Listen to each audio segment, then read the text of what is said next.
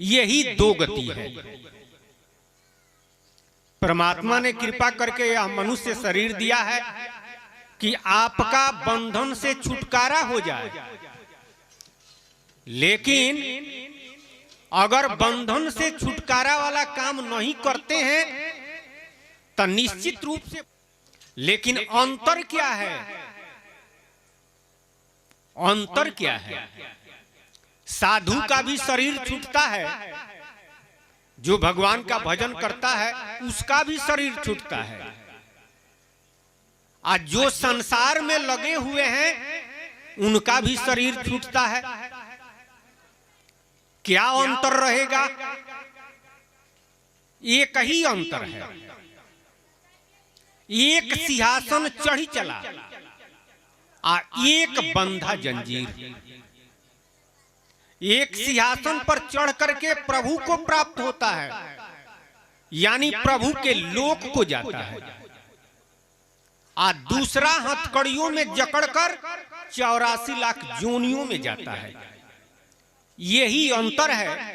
अब भगवान ने कृपा करके यह शरीर दिया है तो इसका दो ही गति है, या तो आप बंधन से मुक्त हो जाएं या पुनः बंधन में रहें। लेकिन अगर इस बात पर विचार किया जाए, केवल मनुष्य शरीर की विशेषता, मनुष्य शरीर की दुर्लभता पर अगर विचार किया जाए तो हम बंधन वाला कार्य नहीं करेंगे, बल्कि बंधन से छुटकारा हो जाए वही हम काम करेंगे। लेकिन इस बात पर विचार नहीं करते हैं, जिसके वजह से फिर बंधन में ही जाएं, बंधन को ही प्राप्त हो जाएं, वही काम करते हैं। महाराज जी सतराम बाबा की वाणी है, अचरज भाई है महान कोई बूझे ना बूझे, लाखों जाते श्मशान चाहे सूझे ना सूझे। इस संसार में महान आश्चर्य है, कोई बूझे या न बूझे, लाखों व्यक्ति श्मशान में जा रहे हैं, आपको सूझे या न सूझे। यह आश्चर्य की बात है। और सबसे बड़ा आश्चर्य है, जब पांडव अज्ञातवास जंगल में गए, अब पानी के लिए इधर उधर वो लोग भटक रहे थे, तब पानी के लिए जलाशय के तलाश में, जहां पानी मिल जाए, वे लोग इधर उधर विचार कर रहे थे और भटक रहे थे। लेकिन संजोग से किसी माध्यम से उन लोगों को मालूम हुआ, अनुभव हुआ कि इस दिशा में पानी मिलेगा। तब पांडव लोग धर्मराज युधिष्ठिर महाराज भीम को भेजे। भीम जब कुछ दूरी पर गए तो एक जलाशय दिखाई दिया, और उस जलाशय से वो पानी ज्यों ही लेना चाहे तब तक आवाज आया कि रुक जाओ, इस जलाशय से वही पानी ले जा सकता है जो हमारे प्रश्न का उत्तर देगा, और नहीं तो मैं मंत्र द्वारा मूर्छित कर दूंगा। भीम को बल का घमंड था। वे कहे कि हमको प्रश्न और उत्तर से मतलब नहीं है, हमको पानी से मतलब है, हम पानी ले जाएंगे। वहां पर एक यक्ष नाम का राक्षस रहता था, मंत्र द्वारा उनको मूर्छित कर दिया। बहुत देर जब हुई तो पांडव लोगों में से दूसरे गए, यानी नकुल गए, उनके साथ भी यही हुआ। सहदेव गए, अर्जुन गए, इन सब के साथ वही हुआ जो भीम के साथ हुआ था। अंत में धर्मराज युधिष्ठिर महाराज गए। वे भी चाहे कि पहले पानी ले लें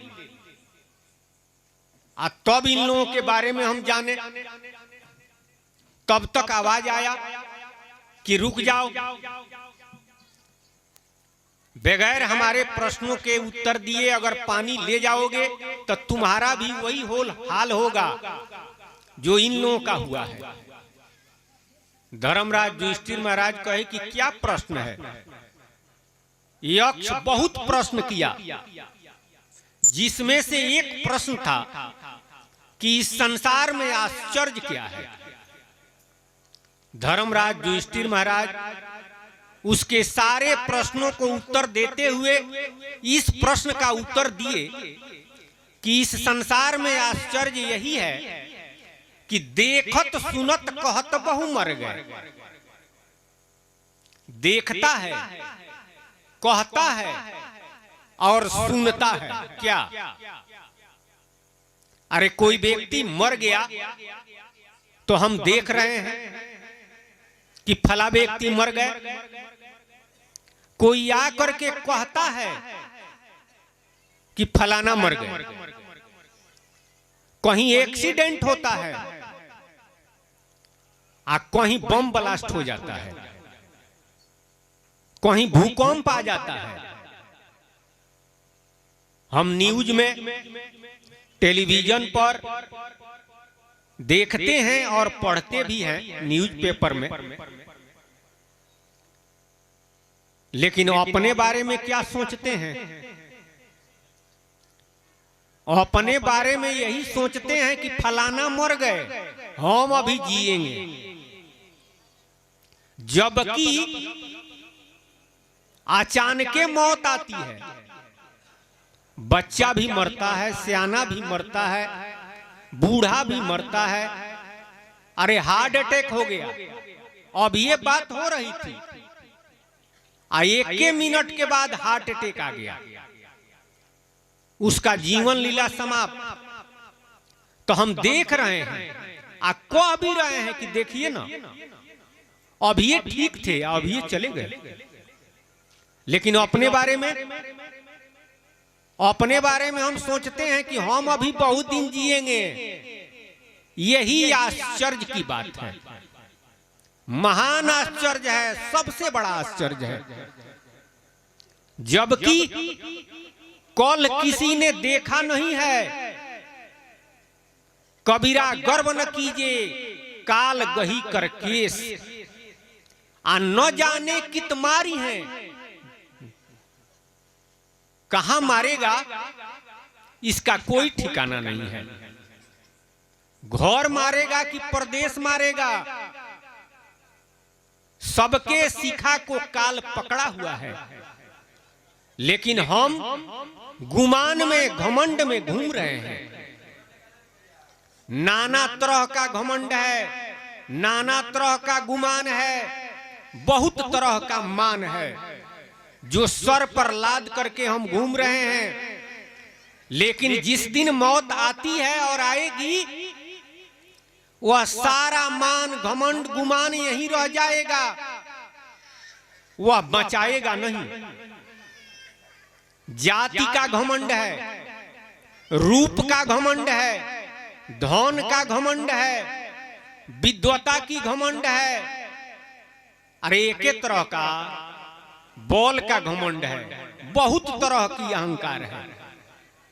लेकिन जिस दिन काल आता है, आएगा, उस दिन यह सारा इस संसार में रह जाएगा, कोई कामे नहीं आएगा, आता नहीं है। इसलिए इस बात पर विचार जरूर करना चाहिए कि एक दिन मरना है, या कब मरना है इसका कोई ठिकाना नहीं है। तो जान गए कि मरना है तो सोच करो अब क्या करना है।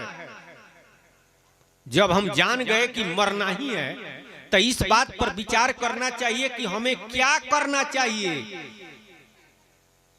हम इस संसार का काम करते हैं,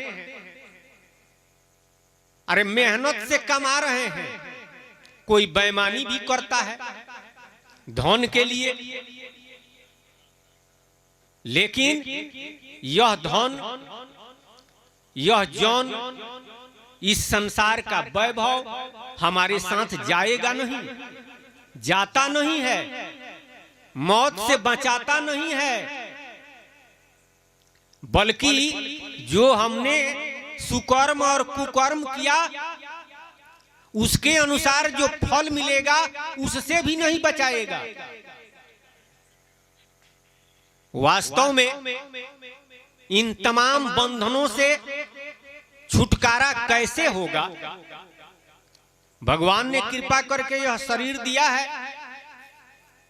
तो जिसने दिया है वो लेगा, यह निश्चित है। इस बात पर विचार करना है कि वास्तव में इसका सदुपयोग कैसे होगा। आज जितना जल्दी हो सके उतना जल्दी करना चाहिए, क्योंकि हम जानते नहीं है कि कल मरेंगे, कि 1 साल के बाद मरेंगे, कि 20 साल बाद मरेंगे, कि 50 साल के बाद मरेंगे, ये नहीं जानते हैं।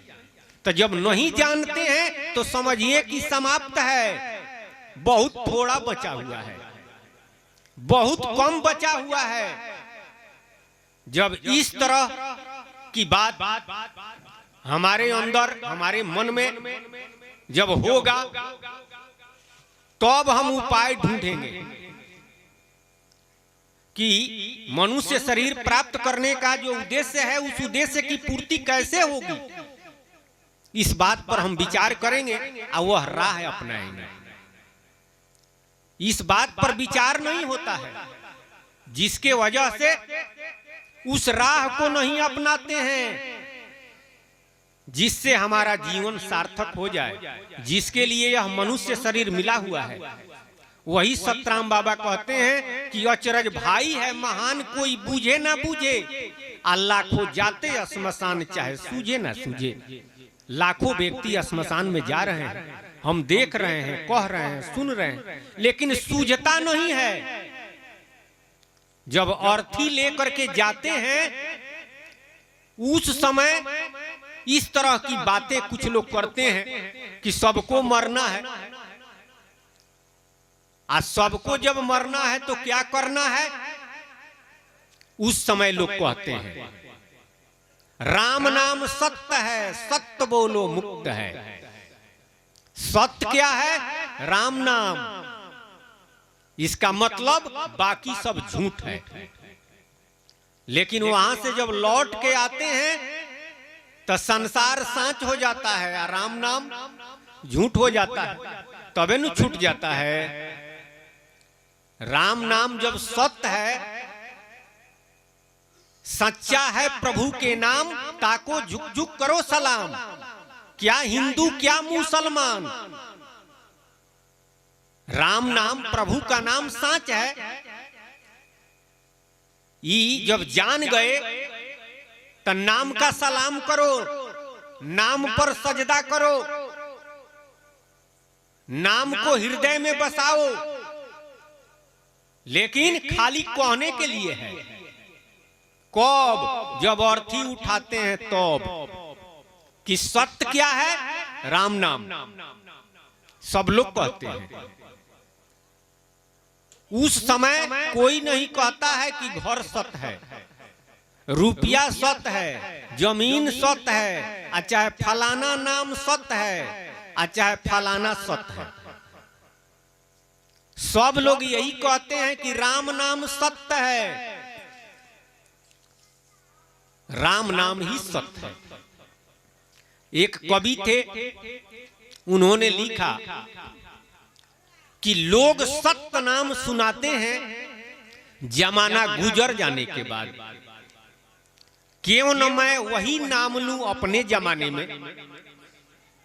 सत्य नाम, सतनाम, सतनाम आप लोग सुने होंगे। वास्तव में सत्य नाम है क्या? जो नाम सत्य है, अरे वही लोग कहते हैं जब अर्थी उठाते हैं। कौन नाम सत्य है? तो राम नाम सत्य है। वही उन्होंने कहा कि लोग सत्य नाम सुनाते हैं। किसको? मुर्दा को। वो सुनेगा, वो सुनेगा राम नाम। लोग सत्य नाम सुनाते हैं जमाना गुजर जाने के बाद। जब मर गया कोई तो उसको लोग सुनाते हैं राम नाम सत्य है। वो सुनेगा। क्यों न वही नाम लूं अपने जमाने में। उन्होंने कहा कि जब हमारा जीवन है तो क्यों न वही नाम लूं जो सत्य है, जो साच है। मर जाने के बाद साच सुनाया जाता है, वो सुनेगा नहीं। आज जब तक जिंदा है तब तक झूठ कह रहे हैं और सुन रहे हैं। तो फल किसका मिलेगा, साच का कि झूठ का? अरे झूठवे का नु फल मिलेगा। इसलिए इस बात पर विचार करते हुए सतराम बाबा कहे कि इस बात को बूझिए।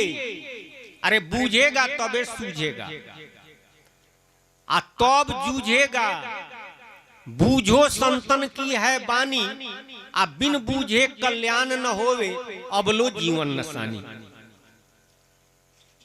संतों की बात बूझिए, बगैर बूझे कल्याण नहीं होगा। तो कहां बूझेंगे? सत्संग में, दूसरा कोई जगह नहीं है। साहब जी ने कहा कि जगतवा से जालो ए भाई, तू हीरा रतन गंवाई। अरे जा रहे हो लेकिन गंवा करके जा रहे हो। जगतवा से जालो ए भाई, तू हीरा रतन गंवाई। हीरा रतन जतन करी राख, ताला चाबी लगाई। आ एक दिन जौहरी संत यही है तो तहार हीरा महंग बिकाई। जगतवा से जालो ए भाई, तू हीरा रतन गंवाई। अरे जा रहे हो लेकिन गंवा कर जा रहे हो, बना कर नहीं जा रहे हो। हीरा किसे कहते हैं और रतन किसे कहते हैं? यह दोनों गंवा कर जा रहे हैं। अध्यात्म में हीरा कहते हैं श्वास को, श्वास पर ही आयु है। जिस दिन इस शरीर के लिए जितना श्वास मिला है वह श्वास समाप्त हो जाएगा तो सारा खेल समाप्त हो गया, यह शरीर मृत हो गया। इसका कीमत कितना है? 3 लोक से भी ज्यादा कीमत है एक श्वास का। ऐसे महंगे मोल का एक श्वास जो जाए, 3 लोक नहीं पट तरे काहे धूरी मिलाए। 3 लोक का राज भी अगर आपके हाथ में है, मरते समय आप कहें कि एक श्वास बढ़ जाए, नहीं बढ़ेगा। इतना कीमत है इसका। तो इसको हम गंवा रहे हैं। नीत प्रतिदिन 21,600 श्वास निकलता है। तो समझिए कि 21,600 हम हीरा फेंक रहे हैं, गंवा रहे हैं। उसके बदले में कुछ लेना नहीं चाहिए। लेना तो चाहिए उससे ज्यादा कीमत वाला वस्तु, लेकिन उसके बदले में हम लेते हैं क्या? एक हीरा दे करके एक घूंघची ले रहे हैं। मान लिया जाए एक हीरा का कीमत 1 लाख है, तो 1 लाख का आप सामान दे करके 1 पैसा का घूंघची ले लेते हैं, तो कितना घाटा में है? बहुत घाटा में है। अरे हीरा का कीमतें नहीं जानते हैं। एक व्यक्ति था, वो मक्का का खेती किए था, और नदी के किनारे उसका खेत था। तो जब मक्का तैयार हो गया तो चिड़िया चुड़ूम सब अच्छा है, और वाले लोग आते थे, कुछ मक्का तोड़ लेते थे। चिड़िया वगैरह भी आकर के, चाहे दूसरा पशु भी आकर के नुकसान करते थे। तो वो क्या किया कि वो मक्का के खेत में एक मचान गाड़ दिया, मचानवा पर बैठ करके उसी पर कुछ पत्थर रोड़ा रखा था, पक्षी वगैरह आते थे तो उसी को फेंक करके या उड़ाता था, कौवा उड़ाता था। नदी के किनारे संजोग से गया तो देखता है कि बहुत सुंदर सुंदर पत्थर है, तो पूरा पत्थर वो बटोर लिया, गमछा में बांध करके ले आया और मचान पर रख दिया और कहा कि अब इसी से हम कौवा उड़ाएंगे। तो जब कौवा आते थे तो ये वो पत्थर फेंकता था, तो जाकर के वो फिर नदी के किनारे पत्थरवा गिरता था। इस तरह से सुबह से शाम हो गया, सारा पत्थर जब फेंक दिया तो नदी में पानी जब बढ़ियाया तो नदी के किनारे सब पत्थर गिरा हुआ था, सारा पत्थर फिर पानी में चला गया। संजोग से एगो पत्थरवा किनारे था अभी, तब तक ले एगो व्यक्ति आ रहा था उसी रास्ते से। वो देखा उस पत्थर को तो वो पहचान गया कि तो हीरा है। सोचा कि यहाँ कहाँ से, उठा लिया हाथ में। इधर उधर जब देखा तो एक मचान पर व्यक्ति बैठा हुआ है, कौवा उड़ाने के लिए बोल रहा है। तो वो सोचा कि लगता है कि वही फेंका है। उसके पास गया और कहा कि ये जो पत्थर है इसी से कौवा उड़ा रहे हैं आप? तो वो कौवा उड़ाने वाला, मक्का का निगरानी करने वाला व्यक्ति कहा कि हाँ, अरे ऐसा ऐसा तो बहुत पत्थर था, सब फेंक करके हम कौवा उड़ा दिए, क्या बात है? तो वो था जौहरी, वो पहचान लिया था कि ये हीरा है। कहा कि अरे ये तो हीरा है, इसका बहुत कीमत है। तो वो जो मक्का का निगरानी करने वाला था वो कहा कि अरे पत्थर तो ये हीरा है, अरे इससे तो हम कौवा उड़ा दिए हैं, सब नदी के किनारे गिरा हुआ है, चलिए। तो जाके देखता है तो नदी में जब पानी आया था पूरा तो सब बहवा कर लेकर चला गया था। एगो हीरा मिला हुआ था, वो कहा कि इसका कीमत 1 लाख हम देंगे, लेकिन वो अभी तो तुम फेंक दिए थे। अब वो छाती पीटने लगा कि कई करोड़ का संपत्ति हम फेंक दिए, तो नहीं जानने के वजह से सब गंवा दिया। उसी तरह से सारा दुनिया के लोग गंवा रहे हैं, इसका कीमतें नहीं जानते हैं। जिस दिन समाप्त हो जाएगा उस दिन कीमत मालूम होगा, लेकिन छाती पीट करके रह जाएगा, फायदा कुछ होगा। अब पछताए क्या होता है जब चिड़िया चुग गई खेत, सारा खेत जब चिड़िया खा गई तो निगरानी करके आप क्या करिएगा? तो उस समय के पछताने से कोई फायदा नहीं रह जाता है। सतराम बाबा कहे कि जीवन बीता कहते कहते, सारा जीवन बीत गया कहते कहते। क्या कह रहे हैं कि हम भी सत्संग करेंगे, हम भी भजन करेंगे, लेकिन कब? अरे होई तनी कामवा हो जाए तब, घर के काम हो जाए, खेती हो जाए, लड़का का बियाह हो जाए, तो लड़का का शादी हो गया तो नाती पोता का विवाह हो जाए। वो अगर हो गया तो और ही तो जाल बढ़ गया, तब फलाना काम है फलाना काम है, तब तक आ गया। अरे जिसने दिया है वो तो लेगा, अब उस समय आ गया। कहता है आज कहनता काल करनता, काल कहनता काल, आज काल के करते में पहुंच गया श्रीकाल। तब तक वो पहुंच गया, अब क्या करिएगा? तो सब लोग कहते हैं जीवन बीत गया कहते कहते, जीवन बीता कहते कहते, जीवन बीता कहते कहते।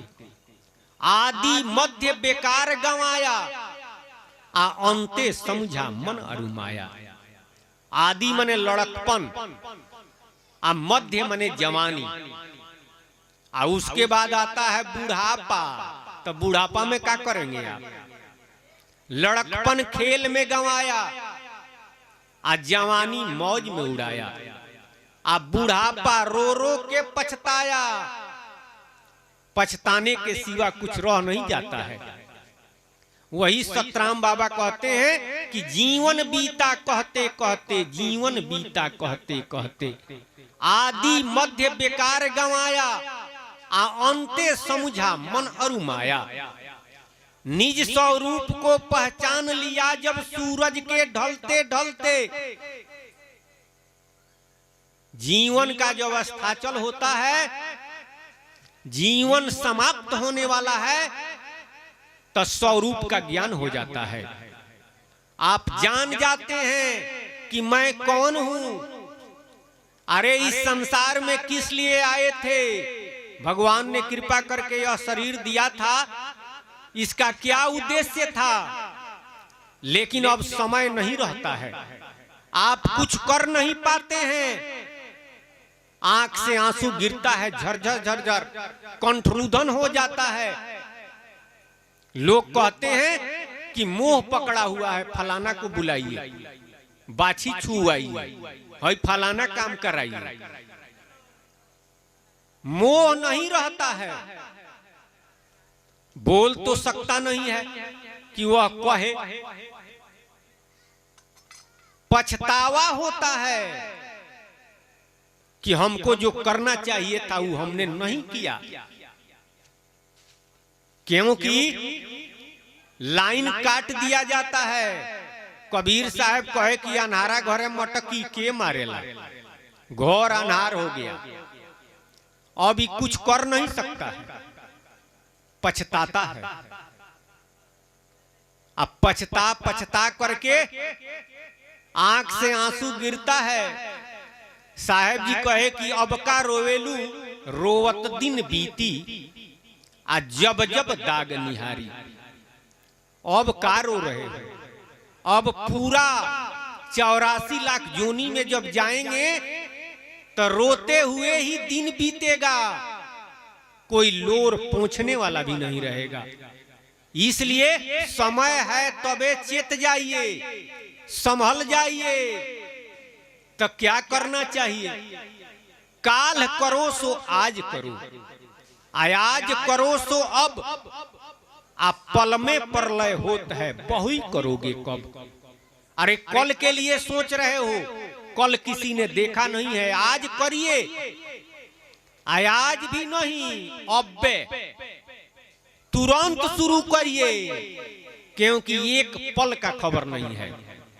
अब बात करते हैं वर्षों का, तो काल करो सो आज करो, आज करो सो अब, आप पल में प्रलय होता है, बहुरी करोगे कब। कोई मर गया तो उसके लिए प्रलय हो गया, इसलिए सारा जीवन बीत जाता है कहते कहते। समय आ जाता है, आज जो करना चाहिए वो नहीं कर पाते हैं। संत महात्मा चेताते हैं, चेतो चेतो रे तत्काल। तत्काल माने तुरंत चेतिए। चेतो चेतो रे तत्काल, मारत बाहर भीतर काल। बाहर भी काल मारता है और भीतर भी काल मारता है। बाहर वाला कुछ समझो में आता है तो भीतर वाला समझ में नहीं आता है। भीतर कौन काल है? मन है काल तन के भीतर, आ संशय नाम लगावे। अध्यात्म में मन में काल है। वो क्या करता है? अरे प्रभु के नाम राम नाम में संशय लगा देता है। संसार के काम में, संसार के नाम में संशय नहीं लगाएगा। दिन रात आप संसार के काम में लगे हुए हैं, सांसारिक बात कर रहे हैं, लेकिन 5 मिनट अगर भगवान का नाम कह दिया जाए कि 5 मिनट 10 मिनट बैठकर जपिए, तो मन 20 जगह जाएगा। संकल्प विकल्प करेगा, संशय होगा कि इससे राम नाम से क्या होगा, ये सच है कि झूठ है।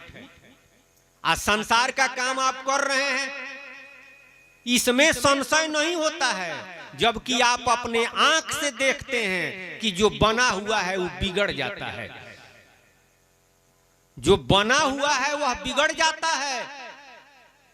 इस आंख से जितना देख रहे हैं सब बना है और सब बिगड़ेगा, सबका नाश हो जाता है। कोई साँच नहीं है, कोई शाश्वत नहीं है। परमात्मा का नाम ही साँच है, प्रभु ही एकमात्र शाश्वत है। इस बात पर विश्वास नहीं होता है, इसका कारण है मौन। अध्यात्म में यह काल है। और भजन करते हैं, प्रभु के नाम का सुमिरन और भजन करके अपने जीवन को सार्थक बना देते हैं। तो कहने का मतलब है, सतराम बाबा कहते हैं कि इस संसार में जो आश्चर्य है, सबसे बड़ा आश्चर्य है